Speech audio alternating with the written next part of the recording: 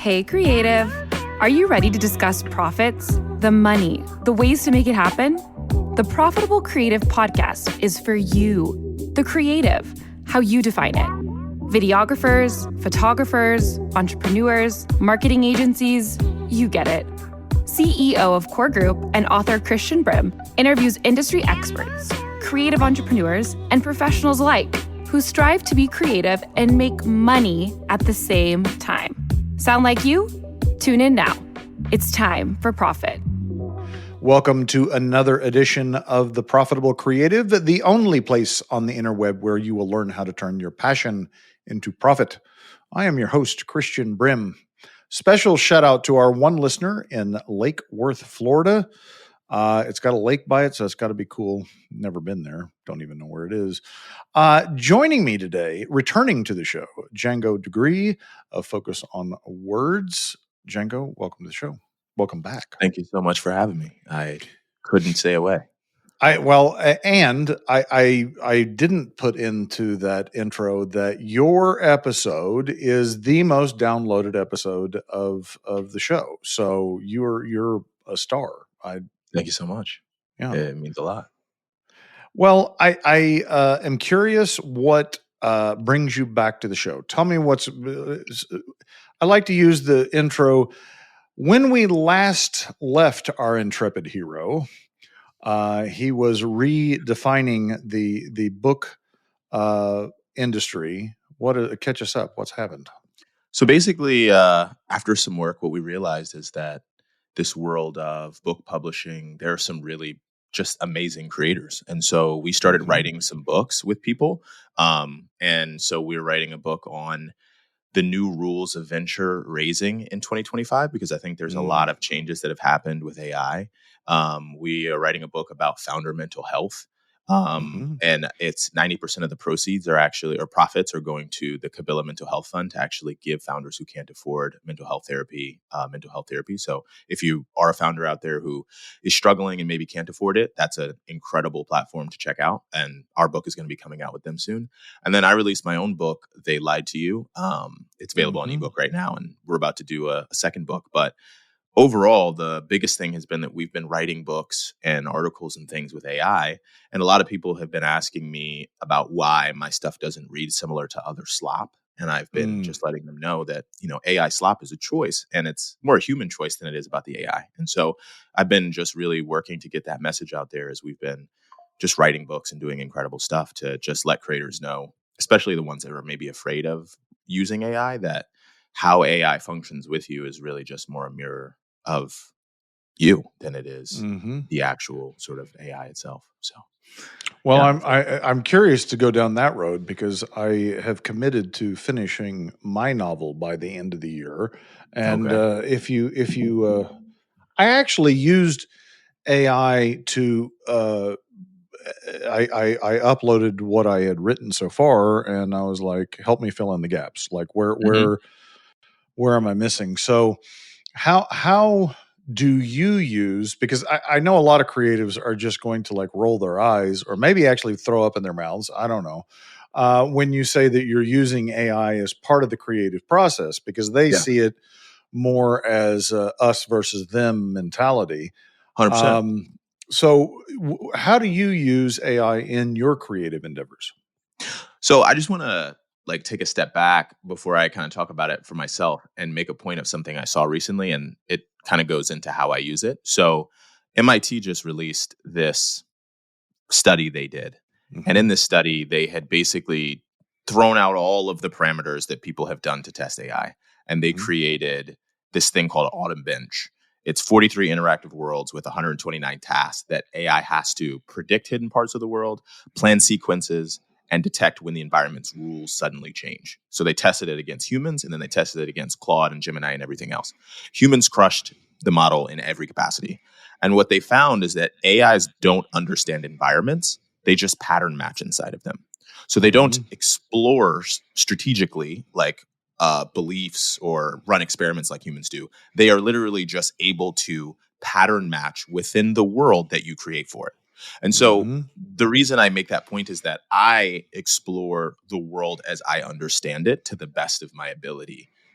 trying to fill in the gaps where I don't have the words, trying to expand further. And so when you think about that, when you sit down with AI, like I've read a lot, Jean Baudrillard, Guy Debord, from Jordan Peterson to Brene Brown to David Goggins. And so when I am starting to think through an idea, I'm always asking AI to help like expand the box a little bit more of all of my ideas, of all of my thoughts, of the chapter that I've written, what have I missed? And that is what has actually led to me being able to expand not only my thought, but speed up my process of writing and research. And so like, for instance, in the book that we're doing for Venture, we did over 40 interviews. If I tried to do all of those interviews manually to try to uncover the rules that we're starting to see, it would take forever because I'm manually highlight, okay, this person said this, I think it was this, where's a quote I can use? But with AI, I can start mapping the entirety of all of these conversations and then using what I know to be true or using some of the things I do know, plus AI going and doing more research, we're able to 100x the speed of the research for that book. And that's like how everything functions for me. Every time I have an idea or a thought, I ask AI to go deeper with me so that I can better understand the world that I exist in. I love that. I think you you nailed it with the pattern recognition. So one of the first books I read on artificial intelligence, this is pre-LLMs, was called Prediction Machines. And in reality, that's what LLMs are. They're predicting, based upon previous patterns, what the next sequence should be, right? But to your point, it only has the world you construct for it. And if you don't refine it up front, then it's going out to the entire universe and using that as its reference point, which increasingly is populated by AI content. So it becomes kind of this nefarious feedback loop, right? Where original thought is actually becoming more and more scarce, right? And I think I love what you said. Because that was the way it was explained to me when it really clicked, and it was only earlier this year. Was Scott Chang, who is a AI prodigy. You probably haven't heard of him yet, but you will. He explained it to me. He said, Christian, think of it as this. There's a hard drive with all the information in the world, all of human history. And then there's a bunch of processors.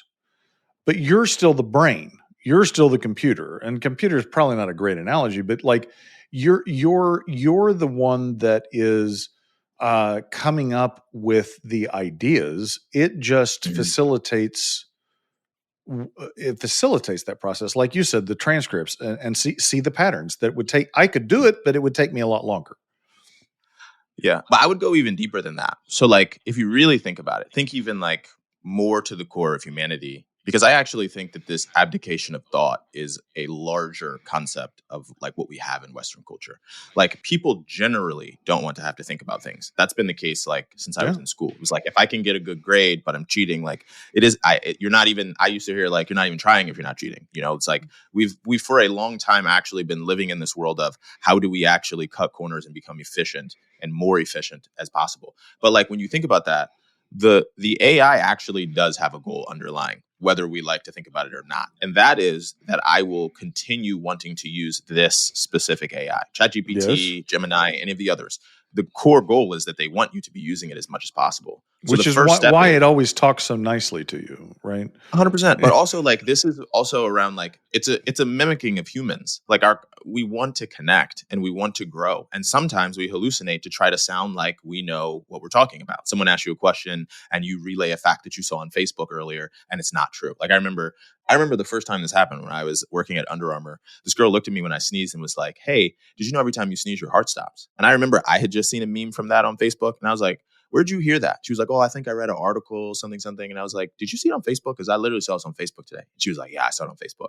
And I keep thinking back to that because that's just like AI. It's like, what do I think will be interesting or pattern recognize in a way that gets Django to want to keep talking? It's not about truth. It's just about like, how can we continue this conversation, continue this usage, get him to spend $20 a month? Now, a step to fix that is like, my goal here is to go deeper. My goal here is to have you cite the source so I can find it. My goal here is to write a book. Like if you do take the step to say our goal here is this, well, now the primary goal is to return the information in the way that I want it, because that then helps the secondary goal, the secondary goal is that, because the primary goal is still the same. I want you to keep using ChatGPT, Gemini, Notebook LM, whatever the tool is. So like one of the things I tell people is like, a lot of us are just showing up to AI and saying, hey, give me an answer to this. And then the AI, based on whatever information it already has about you, is just like, okay, what's the answer I can give that he's going to like?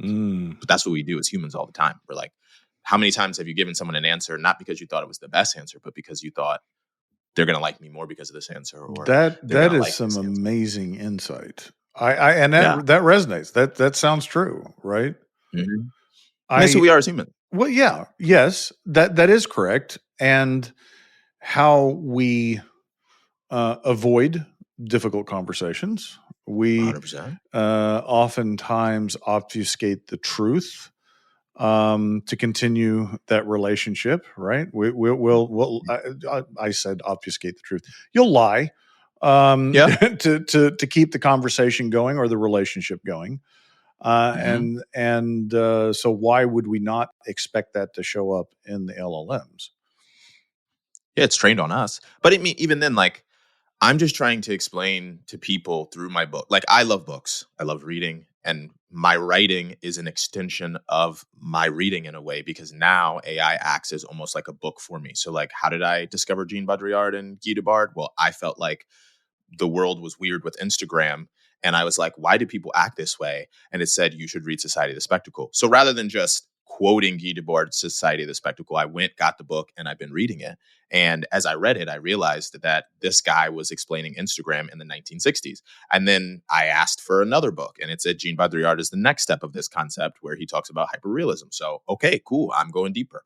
And so, like, my book, They Lied to You, is a continuation of my reading that then becomes a book that I just sort of write about. But like all the books that we're doing is me journeying in things that I find just super interesting and I love. And that's where I keep saying to people, like, my AI, when I'm writing with AI and trying to get my books written, if you really take time to read it, even though there are M dashes, it's not a slop, because it's us actually driving towards trying to uncover a type of truth that's not objective truth, but it's like something that I think is true or partially true that explains the reality that we live in. And it's interesting you bring up the M dash, because I think that is like the strangest of arguments, right? Like, I never even considered the M dash before, until people started talking about it in context of it, flagging it as AI. So, like, in a way, the AI has started this whole conversation off of AI. It's not happening on AI. It's happening on social or in conversations like this, where it's actually driving the narrative, which is very strange to me. Well, I think I always say to myself, whenever something is strange to me, I dig into it super crazy. And AI's made this much easier for me, because, before I'd have to be Googling stuff and then trying to cross pattern recognize. One of the things, I just wrote an article on my Substack about this, about the M dash. And what I realized is that no one used M dashes before in social media posts like LinkedIn, Instagram, TikTok, Substack, most times. And then all of a sudden overnight, everyone's using M dashes. And our brains are not truth seekers. They're like pattern recognizers, in the same way that ChatGPT or AI is, like we just described. So when these M dashes start showing up everywhere and everyone's writing has no misspellings, our brain was recognizing that something was wrong, because we've been looking at social media posts for years and dashes have never been this long or this used. And so the weird thing about humans is, like, once that happens, it like sets something off in our brains to say, this is wrong, this is bad, this is not good. And so the M dash is really more a reflection of our brains rejecting the fact that this has never existed, which is how it works in general, right? Like, it's like we reject things that at the end of the day don't fit into our grouping. And we see that with Yeah. racism or any of the other things, right? So the M dash is like, in a weird way, the same parts of people's brains that like looked at color and were like, oh, well, these people look completely different, they must not be the same. It's the same thing for M dash in social media. Like, we just never seen it. It popped up. Our brains are like, this must be wrong. And even though it's true, even though it's right, because it's following the way that we're supposed to be writing, it feels wrong because it's not familiar. And so Yes. it's just funny because I think the M dash is a reflection of showing how our brains, I keep trying to tell people, like, our brains are not truth seekers, they're pattern seekers. So it's not a matter of truth, it's a matter of pattern. And that's why we, say anything that has an M dash in it must be slop, because, well, a lot of it is slop. So that's now our way to pattern recognize, this guy just wrote with AI. This email, he didn't spend any time on this email, because if he had, he would have deleted the M dashes, Right. So that's just the way that's an interesting take. Well, I spent this part of this week working on with Scott Chang on Okay. a custom.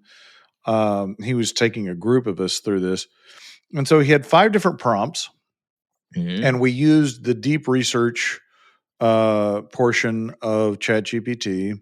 So it took a lot longer, but there were prompts to develop basically research material to then use as a resource for a separate GPT.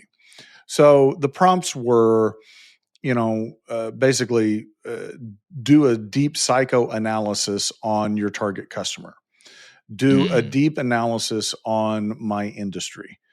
So there were these things, and so we ended up with 5 documents, and then there were a couple of other documents that were that we had done prior, but we basically put these all into a custom GPT to use as the primary source material for this essentially mastermind for the business. So like when you're working through, one of the things I started in there was some marketing questions, and it gives what you started the show with. It gives the machine context, and it gives it the world to work in, but in a structured way, so that you're getting more structured answers and more useful answers. So 100%. Yeah. It's really, so I've been making a lot of posts on Instagram lately, which are just me talking about my thoughts, and they've been connecting pretty well lately. But one of the quotes that I discovered in some reading that I've been doing lately is around this guy, Ludwig Wittgenstein. I might be saying his name wrong. I say names wrong all the time, but he made this quote forever ago where he said, "The limits of my language mean the limits of my world." And what I think that's interesting is, if I give someone ChatGPT to give a prompt that's similar to my prompt, but let's say I have 100,000 more words in my quiver in comparison to this other person, the boundaries of what I can do with the same prompt are much wider, because I can communicate more specifically what it is that I want. So like with what you were just describing in creating a GPT, if I'm able to, for instance, understand the word psychoanalyze in the concept of research as opposed to just research, like that's another layer deeper of how it will actually contextualize the research. And so part of the reason I keep saying that AI, like I'm trying to sort of ring this bell of what AI could be, is that whether it becomes slop or whether it becomes the next renaissance of thought is really up to the people and how willing they are to go deeper with their language. And that can open up, like, I mean, for me, it's been like a miracle. It's beautiful. Like, I get to just write books every weekend and night that I want, as much as I want, because I can write so much faster, in part because I can do research much faster. And all of the reading that I've done for the last decade is pouring into all of the thoughts and ideas that I have. But that's the part that makes the AI work so much better for me than others, is the amount that I start with every GPT, if that makes sense. Like, no, it makes perfect sense. It makes perfect sense. So Okay, so I want to pivot to the founder's journey and this experience you had with venture capital.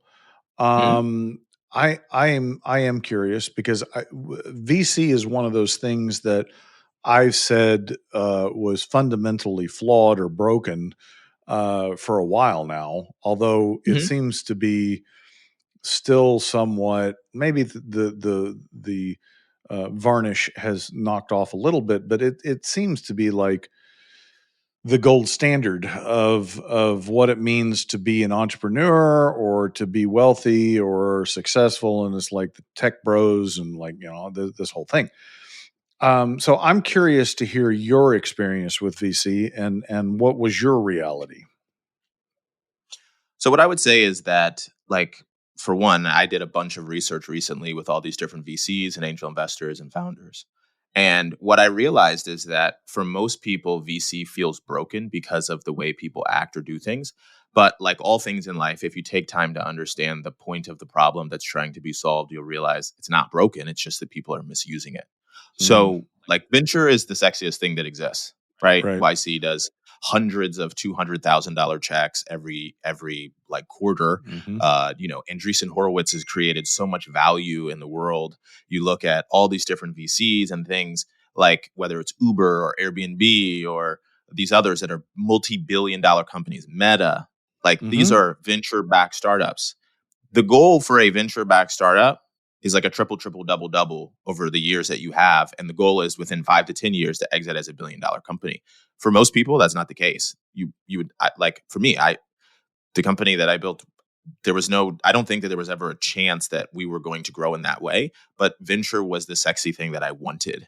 And I wanted to feel like a venture backed founder. And there's a lot of resources to make you feel like a venture backed founder. There's events, there's, people who will coach you, there's people who do all kinds of different things. And so what I realized is that it's a misunderstanding of the value of VC for some people, and that there are other options that are out there that are great for funding. They may be harder to get. They may be in regards to like accessibility, or they may actually be easier, but you just have to go and look for those. But it's just like, one of the things I kept hearing from people was like, it's not a negative when I tell you that you're not a venture backable business. It just means the numbers don't make sense. Right. It's right. Like the venture people go out and raise money on a thesis that they make, saying that I believe I can create this through power law, which also power law says like one or two of these companies is going to return the entire fund. And so they are pattern matching and then trying to find the people who can do parabolic growth and hit a round, B round, C, or whatever that ends up being, and then exits or they sell on secondaries or they go public. That is not most businesses. So what ends up happening is it feels broken because some founders feel like there's a disconnect. Some founders get the money and they don't understand why they're forcing them to grow so fast. It's like it feels unhealthy, but it's just because you're in the wrong space if that's what you're starting to feel. And I think that's what that's what my goal is for this book, is not only to show people how they can raise venture money, but also how to think about if venture money is the money you should even be going after. Because that's the fundamental, I think, misconception about when people are investing they have a fiduciary duty to make the return, right? Like that's the only thing that matters. You made a company that said, I'm going to return this money back to my LPs. So like in some ways when people are like, it feels like I fit the thesis and I didn't do this, I did that. It's like, there are thousands of people all trying to get this money, and they're just trying to pattern match the 10 for this, for this year that are going to be the fit. And that's what I just found. I think it's a disconnect in how venture functions as a foundation for raising money. Does that make sense? No, it makes perfect sense. And I think, prior to 2000, you go back and, VC was probably only in very niche industries like medicine or something like that, where and tech really exploded that and expanded it. And I think what you said, like, did you feel like there was validation to you personally in being in becoming venture backed? Like, was that? Yeah. That's what I realized is the reason I chased it so hard, is that there's a lot of validation that actually happens in the chasing of venture money. Like there were so many events I went to, there were so many people I got to talk to, there were coaches, and I got to meet some people who said they'd reach out to their people and they, if you pay them this amount of money, you get this and that. And there's all these different things that really like were validating me in the concept of I'm moving towards being a venture backed startup. that even though I hadn't gotten any money yet, it was like, but like, look at where I was. I was at, Venture Connect or Afrotech or, Right. Techstars or whatever the event is that makes me feel, like my company is worth it. Yeah. There's not much of that in another space of funding. So I think that's part of the challenge, right? Like, I think you're like, I want to be amongst the names of Meta, Uber, Airbnb, whatever the case is. And that just might not be the case. So I did raise some money early from ventures, and it wasn't a lot of money. And I'm actually really happy that it wasn't a lot of money, because we realized that some of the theories we made didn't work. We tried to pivot, that didn't work. And then now we're just at this space where I just get to write incredible books and enjoy the process of what we're building. And I love it. I love all of the aspects of, I just literally spend my nights and weekends writing books. Yeah, and I think what you said is 100% right. There's this sexy. You use the term sexy, and there Mhm. there is that element that is attractive and that personal validation. But also, to your point is that not only do most businesses not shouldn't qualify for venture capital, even if you do qualify, the vast majority of them are going to fail at their objective. And, no one starts out, thinking with those stars in their eyes that they're going to be the 8 out of 10 or 9 out of 10, right? They're going to be the 1 out of 10. Um, but that doesn't mean it's not a good business. And I think that unless money can really leverage what you're doing, there's zero reason to go seek money. Money can actually exasperate problems, right? It can cover up flaws in your business because you have cash. It can also, to your point, motivate you to do things that you shouldn't be doing, such as grow faster. Like, is there reason to grow this based upon the business model? And sometimes it's right, but oftentimes it's wrong. And I think that's what, when I say VC is flawed, what I see is a lot of businesses that get burnt out and chewed up that were viable without venture capital. I mean, that's kind of Yeah, where my perspective is. Like, I agree. I mean, I would make the argument that if they didn't state power law and its function ahead of time, then I would say it's a flaw, but it's the feature. Like, the feature right. is, if you raise this money, it's $1 billion or bust. And everyone who does this has to believe they're going to be $1 billion. But also, the person who's investing is, for a lack of better words, playing poker, trying to figure out if the hand that they've chosen is going to beat the other hands, which is why, like, VC people love poker so much, because it's like, I could have three of a kind, but you could have a royal flush. And so it may not be that the company I had wasn't a $100 million company. It just might be that it couldn't beat the $1 billion company that someone else made a bet on.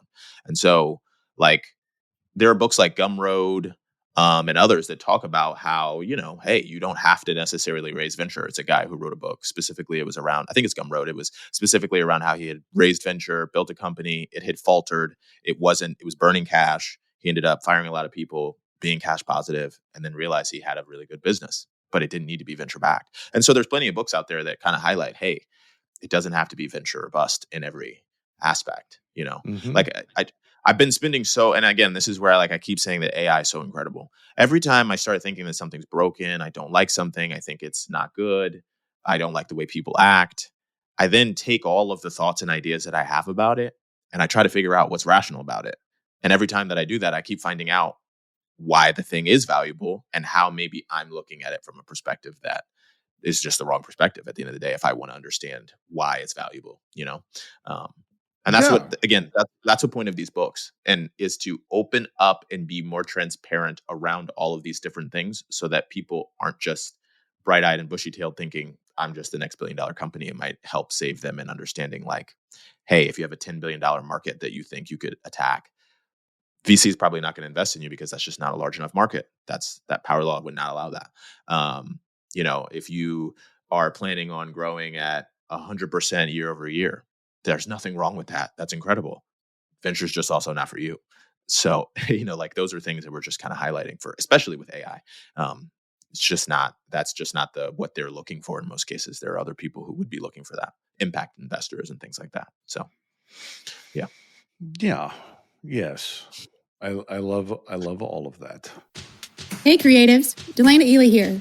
I have a question for you. If you could pay yourself more, why aren't you doing it? For real. S Corp is an option for you, the creative entrepreneur, to move your business to the next level, to pay yourself more, and to cut your tax savings down. Yeah, less money to the IRS. We want that, right? So why haven't you done it yet? What's going on? The reality is you probably have 50,000 questions in your brain. You don't know which way is up and down, and you're still too busy to do all those things, plus also create, right? Well, the good thing for you is that Core Group is actually the place to be to get that S Corp election rolling. Yeah, we have an assessment. Let's see if you qualify. Come chat with me. Core Group, turning passion into profit. So one of the books that you wrote, and I have a copy, and I have read not all of it, but most of it, is They Lied to You. What is the premise of that book? Well, the subtitle is Western Culture's Beautiful Lie and the Cost of Believing It. And so, like I said before, there's some truth to everything. That's the paradox of language. When you start to communicate things, it's true from a perspective, but in other ways, if you look at it from a different perspective, it's not. And so I think that we've accepted the concept that Western culture is like the perfect culture because of where we are and what maybe we've accomplished. But I think whenever you think that you're perfect, or whenever you think that if only we went back to this time frame, everything would work, you're overlooking the challenges or the issues or the problems that are underlying the system itself. And so I'm asking some of the questions about some of the assumptions that we've just accepted, and diving deeper into that helps show how maybe some of those lies, because they are assumptions, aren't even seen, because it's just an assumption of reality. We just agree that this is the truth and that's it. But it may not be true. It may not be true anymore. It may have been true 50 years ago, but it might not be true anymore. So that's well, yes. And I would replace the word truth with belief. And because a belief is, you when you use the word belief, the assumption of truth is gone, right? Like, so, but it's true to somebody at some point in some circumstances, right? It's not a universal truth. It's not like a scientific law, right? It's not the law of gravity. Right. But it doesn't mean that the beliefs aren't valid. It's just that they're not, maybe axiomatic. Like, I don't know exactly the right, talk about language being the limiter here. I think, like, if you take a step back, truth or beliefs are valuable in context. So for instance, with like AI, what we're finding is that if the context and the goal is to make me happy, I'll lie in the hopes to make you happy. So most of our beliefs, if you take a step all the way back, you'll realize are paradoxical, but it's useful at certain times. So like the one I always tell people is like, what you see left and right argue about all the time, in most cases, is similar to you walking up to me and saying, Django, I'm trying to figure out which way is north. And I go, oh, okay, well, actually the sun rises in the east, sets in the west. So I think that way is, and as I'm finishing the sentence, you say, Django, that's the stupidest thing I've ever heard. The sun doesn't rise or set. It's actually us rotating on our axis. So why don't we just agree that you're wrong? And then if I go, well, no, I'm not wrong. What I'm saying is true. The sun does rise and set. We lose track of the whole point of the initial conversation, which was which way is north. And so typically then we start fighting on the axis of who's right. And in most cases, we're both right. It's just a paradox if you aren't talking about a goal that is very specific and like we have very highlighted outcomes that we want to have.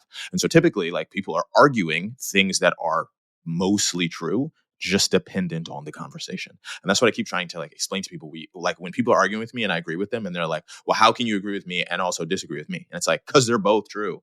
But now we just need to agree on what's our overarching goal that we're trying to get to.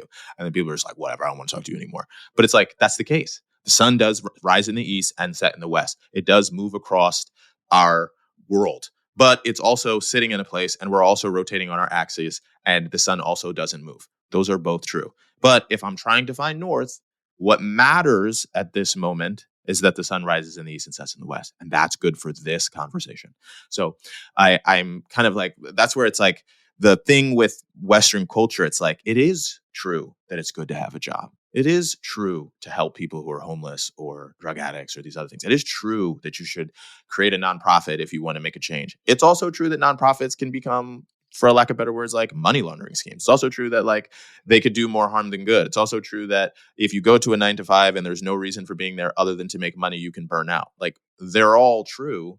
It's just a matter of figuring out like what's useful right now. And like that's kind of sort of the concept of that. That's like the underlying pinning of what I'm trying to communicate in the book, if that makes sense. Yeah, and I think you succeeded because I mean, no, I think, and to your point that you made at the outset of the conversation, AI, or you implied, you didn't explicitly say, AI is only going to exasperate the fact that people don't want to think.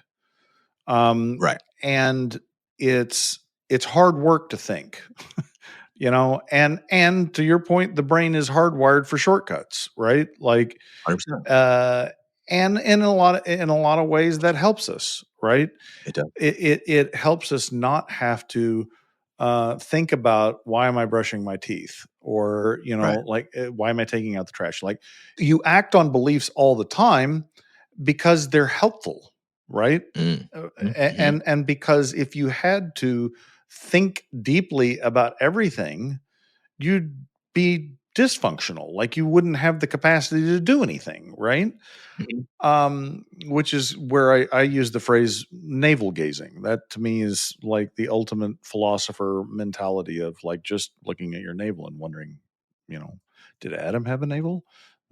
Probably not. I mean, but there's an acceleration of the technology has accelerated this characteristic of us.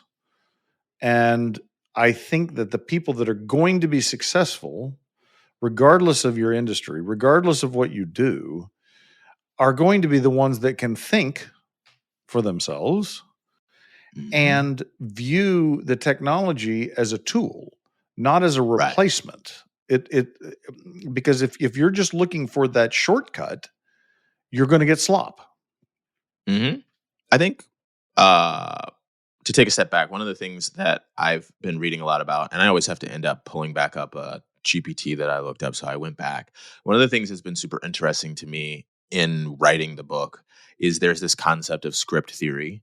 And script theory specifically was like made famous in the 1970s by Roger Schenck. And it sort of makes this concept that we start to create assumptions for different scenarios. As we get older, we're learning like in this scenario, I run this script so I don't have to think deeply, right? I walk in a restaurant, I do this, it will get this outcome. I have to have enough money to pay. Like your brain flips into a script, but it does it at an even deeper level where it's like, this is corporate Django, this is father Django, this is husband Django, this is son Django. Like when I'm around my mom, completely different person than I am in almost all other aspects. But that's because I've created like a schema of how to curate the world I want to have when I'm with my mom.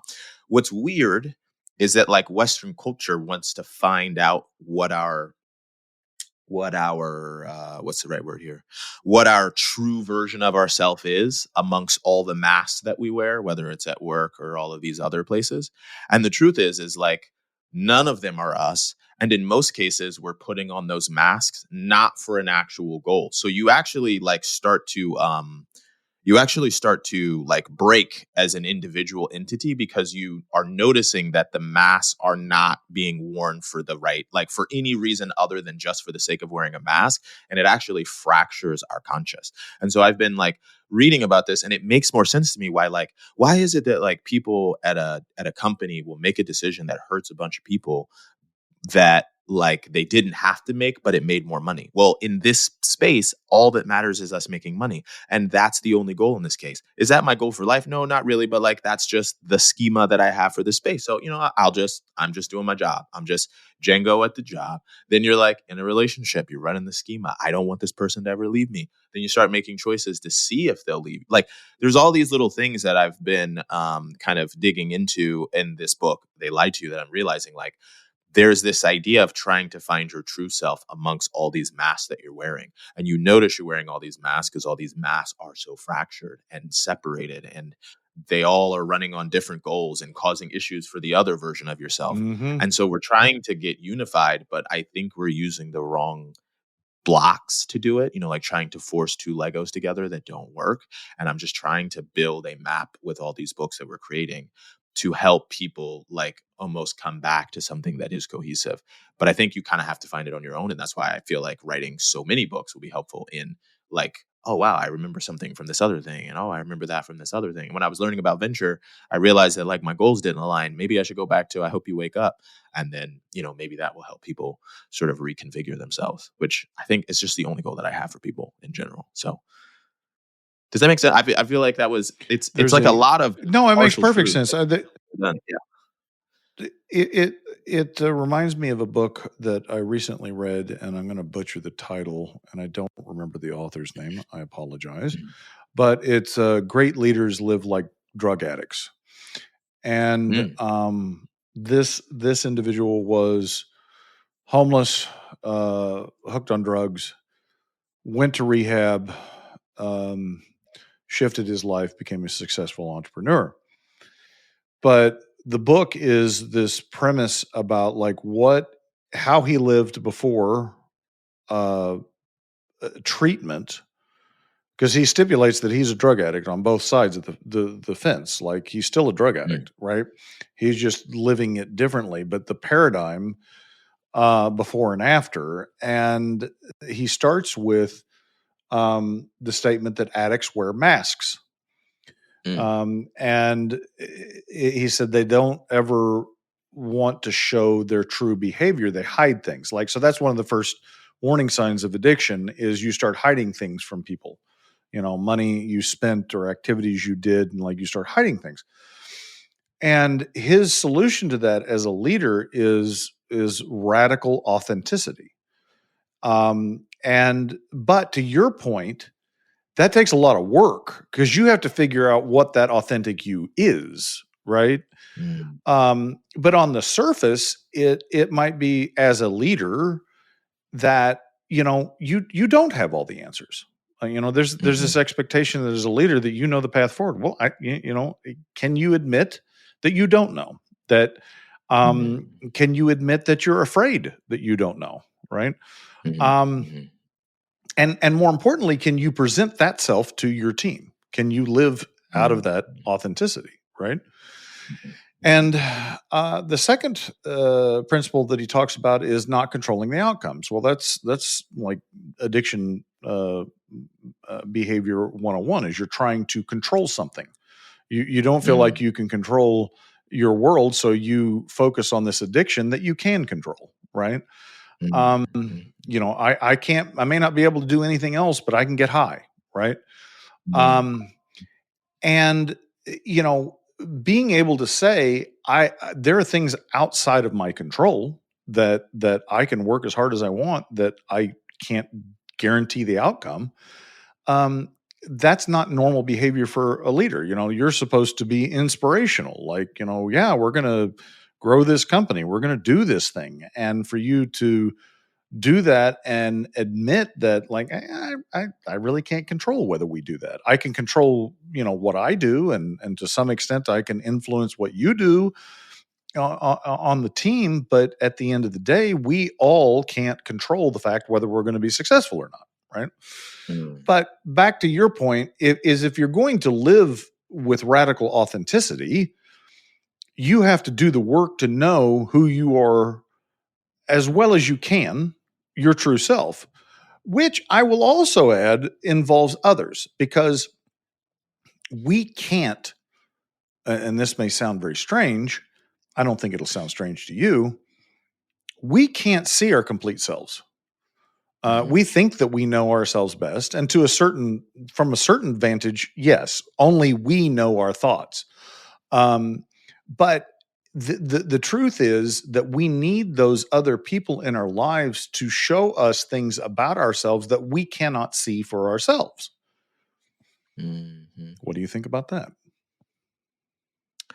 I think that what's really interesting about life is that we can only see in others what is in ourselves. So what we like or hate in others is what we like and hate in ourselves.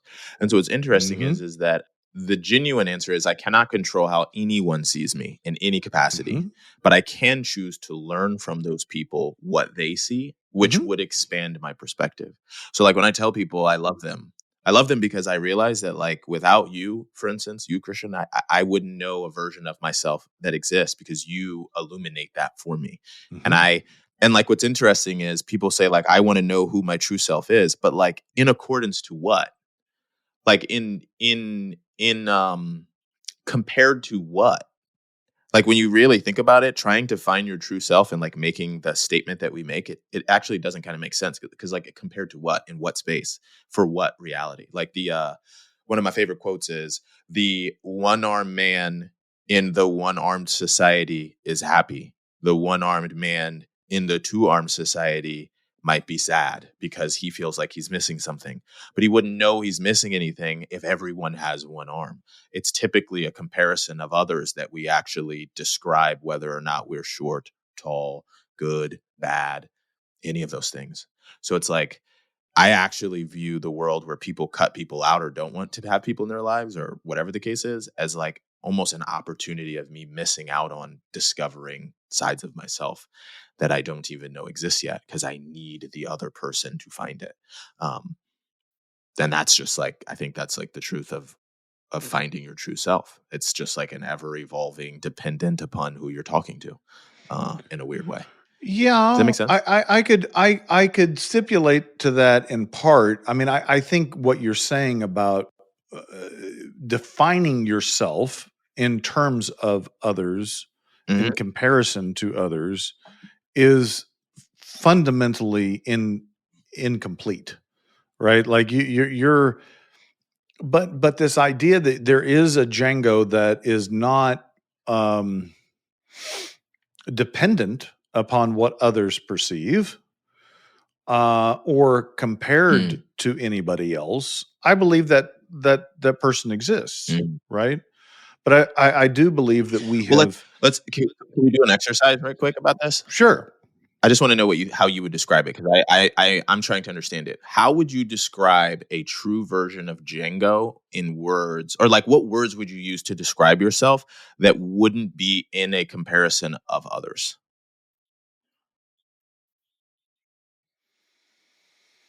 Well, when I do that, I invariably I have to reference the creator, right? Because I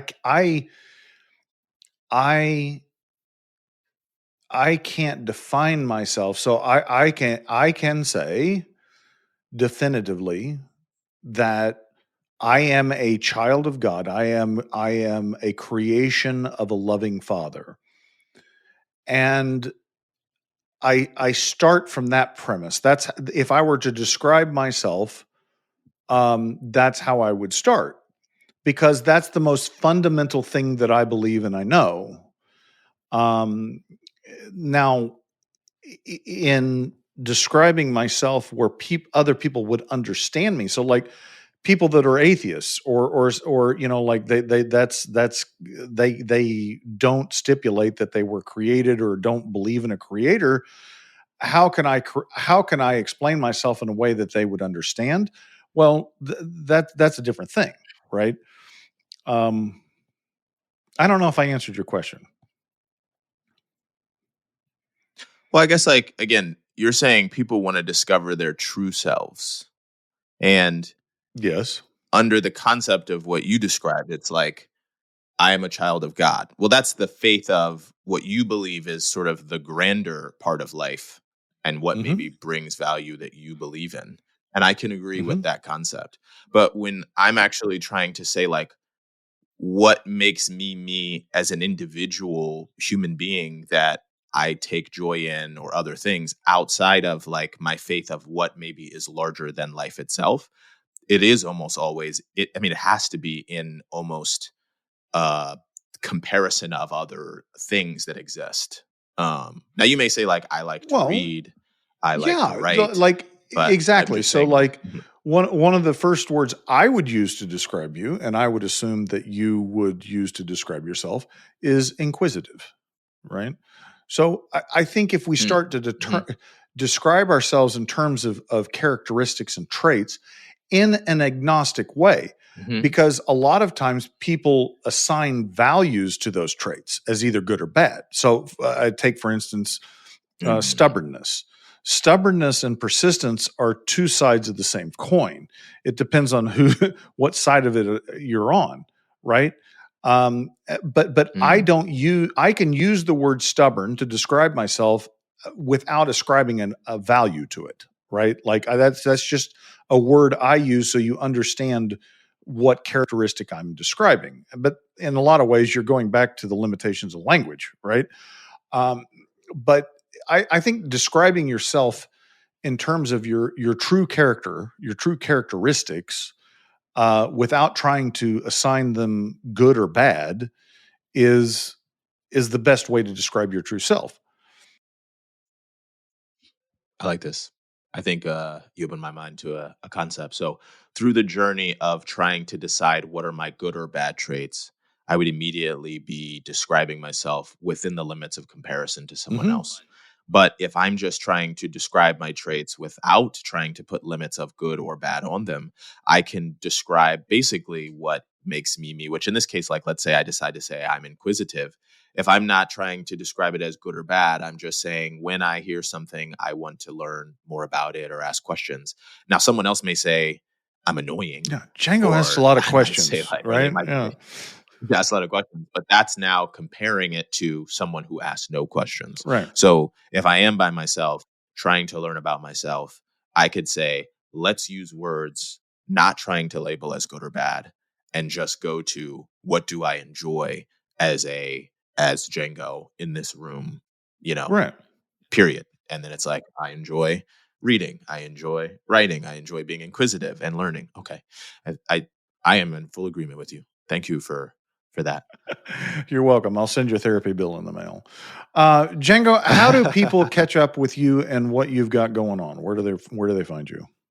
You can find me on Instagram. I'm Django Degree. Django is with a D in front of it, and then Degree like the temperature. And on TikTok, I'm Django's Truth. But I respond to all the DMs, all the comments that I can. It's getting to be a little crazy because I'm actually getting a larger following than I thought I would. But I'm always here to connect, grow, and just learn with you. So if you have anything you want to add, anytime you want to talk, just through one of the social media platforms, I'm here. I'm ready to rock.